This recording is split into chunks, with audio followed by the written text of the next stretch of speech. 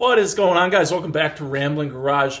Some of the videos that I get a lot of attention on are the Holley sniper videos, the EFI that I did on our Rambler here. And I want to elaborate on those videos. It's been almost 3 years since I installed this now. Feels like I just did it a year ago or so, but time flies, I suppose.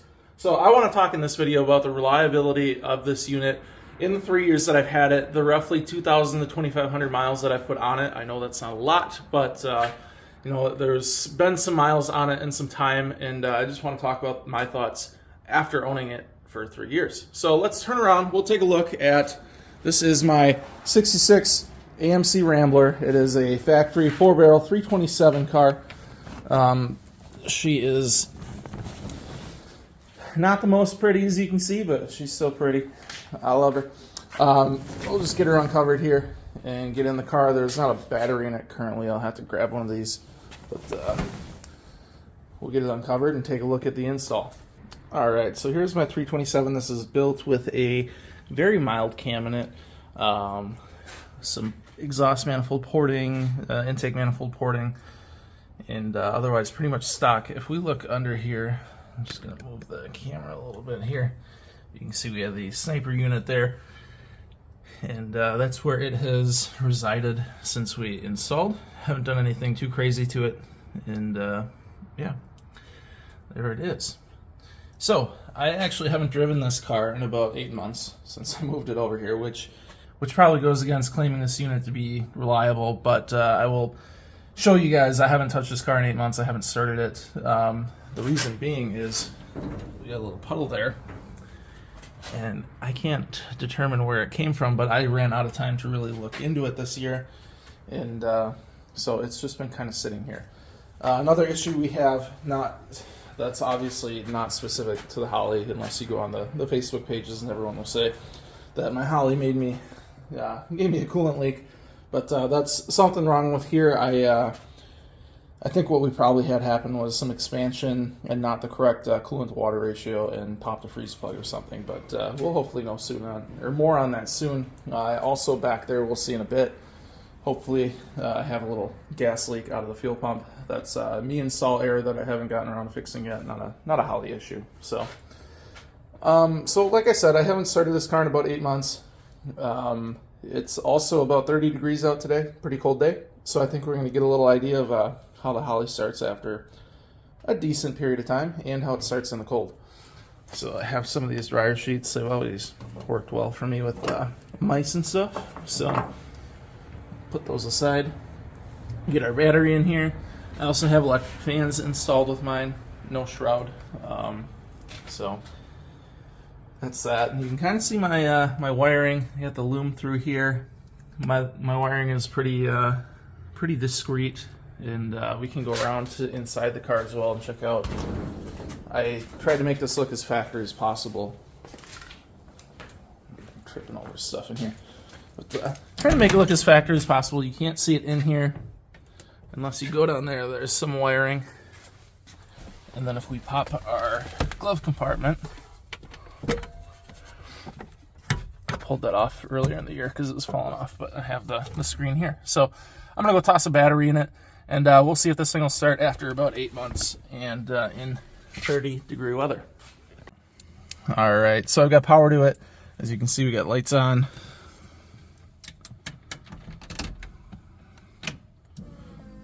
You hear the fuel priming. I do have a GoPro over there, so we can get the cold start video. As you can see, battery voltage is a little low. That is an issue that I have in this car, and it's actually a little surprising because I just took that off the trickle charger there. So I might have to look into making sure that trickle charger is working. But so let's pop this off so you guys can hopefully read that a little better. Battery voltage is right around 12 volts. It showed a little lower when I started it up, so maybe it's okay. But and temperature is 51, so it's a little warmer in the unit here than it is outside. And yeah, so it's off right now. Let's start it up. How about that? Check my ground quick.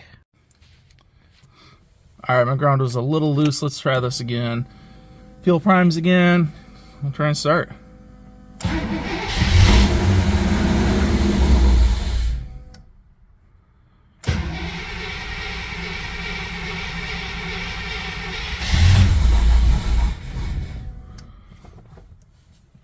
All right, so started right up initially, then died. I want to show you guys something. This is an issue that I have specifically with my unit. Not my unit necessarily, my car. We'll try to start.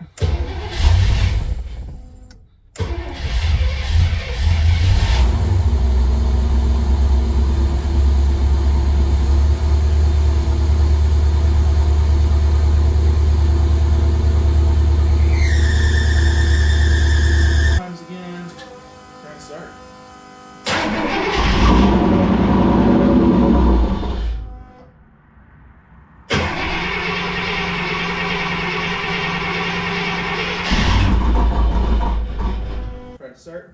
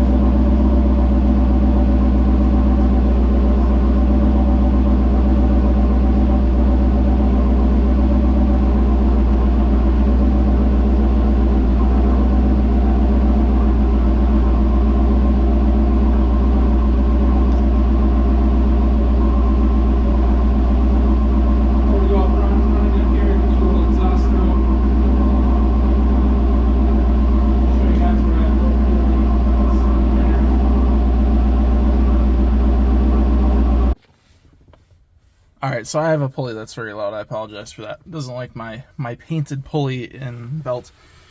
So if you guys saw this guy flashing while I start, I have a pretty heavy voltage drop during starting, which you will have, obviously.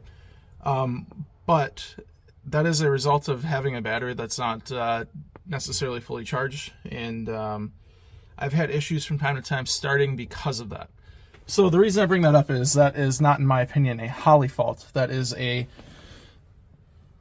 almost 60-year-old vehicle that you put a modern system in that requires more voltage than what the alternator is willing to provide. So I need to upgrade my alternator. I don't know if you can see it through the window up there, but it is a factory rebuild alternator. So if we try to restart again, the car starts fine.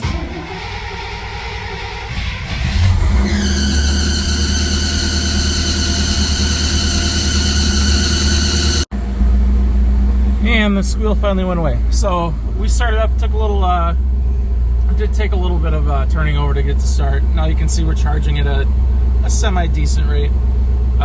Once the fans kick on though, this thing doesn't charge well enough whatsoever. So we do need to upgrade that alternator. I've just been not putting the effort into it. So let's go up front and take a look.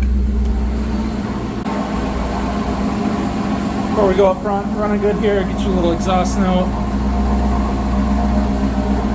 I'll show you guys where I have a little fuel leak. It's super minor.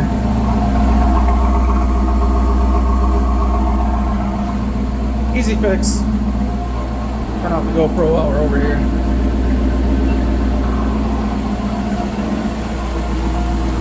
We'll get up here and we'll show you one thing that caught me off guard a little bit, but it's just a sniper thing. I don't know if you can hear that. It's running like a, just sounds like a sewing machine. It's just the injectors making a little noise. So, but all in all, once it runs, I haven't tuned this thing at all. I've tuned the I think the TPS and the IAC. I'd have to look back and confirm, but a little tuning into it, and it seems to idle fine and run well. And overall, I think it does pretty well.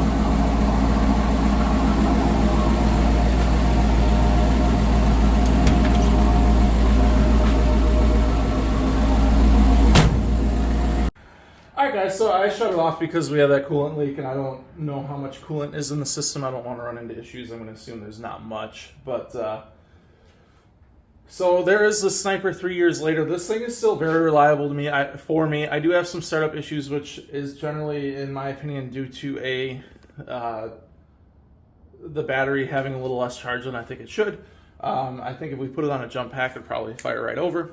I think that's an issue with the computer, kind of low voltage, having issues starting, and not really knowing what to do in terms of fuel turn and stuff like that. So In my opinion, that's not so much a Holley issue. It would be nice if it took less voltage, but you are adding a computer to this thing, so it is what it is. Other things that I mentioned, the injectors are a little loud, which is not a big deal, but you wouldn't have that with the carb. I do not have a distributor on here. It is a factory HEI upgraded distributor, so I can't speak to that. But all in all, my Holley has been very reliable, has had some, you guys heard it fire right away, and I imagine due to voltage drops, that's why it kind of turned off there. I also haven't tuned anything outside of some of the kind of basic idle stuff. So let's go take a look at a final little piece of this. Here, just take a final look at this. I do like this thing. I like how discreet it is. If you walk up to this, you don't know that this is fuel injected. If you hear it running, you probably hear a little ticking in there and think it has some valve noise to it. It is. You can feel it if you touch the throttle body, that it's just the injectors kind of ticking away, which is pretty common with these. And as I said, I have a little fuel leak back here. I don't know if you could hear me at that point. That is my fault. But I have a little bracket there, and you can just see it dripping. So I need to box that in, and I need to remake that. But really not something that was a Holley issue, per se.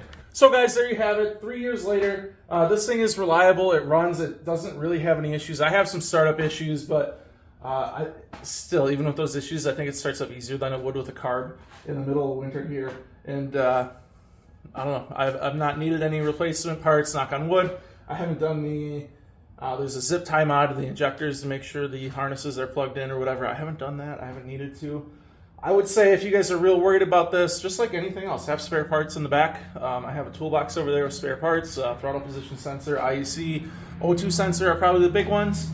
Maybe an injector or two in case one of those gets gummed up or stuck open, something like that. I would carry those with, just because the auto parts store is probably not going to have those. So there you go, guys. I've been very happy with my Holley EFI. I think performance, it probably improved a little bit because it's more consistent. My fuel efficiency went up a decent bit. I went from like 9 miles a gallon to 10, 11, 12. Driving habits probably changed there as well. And yeah, I don't know, overall it's pretty easy to use. So if you guys have any questions, have any comments, let me know your experience in the comments. Yeah, post them below. Look forward to hearing from you guys, and I want to thank you guys for watching as always, and we'll see you guys in the next video.